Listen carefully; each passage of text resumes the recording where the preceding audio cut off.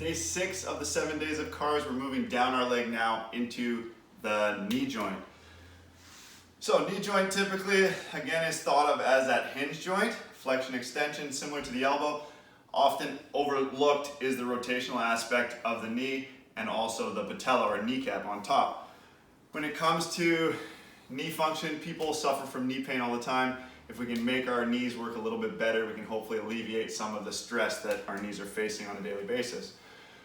For daily routine CARs, I like to start with the kneecap. So we're going to move ourselves down to the floor, straighten your leg without flexing your quads. So we want to keep a leg straight, but I'm not trying to flex my leg. And then you're going to use your thumbs to get on the border of your kneecap. And then you're going to trace that circle, or trace a circular pattern around the edge of your patella to make it move around in a circle. So we want to make sure we do both directions here. The goal is to try to find a circular motion of that kneecap.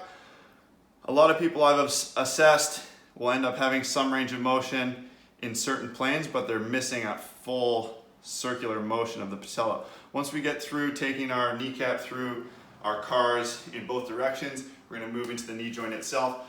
For this one, it's important that we learn to control the rotational aspect of our knee function. So to get into tibial rotation or shin bone rotation or articulation at the knee joint, we want to bend that knee to about 90 degrees.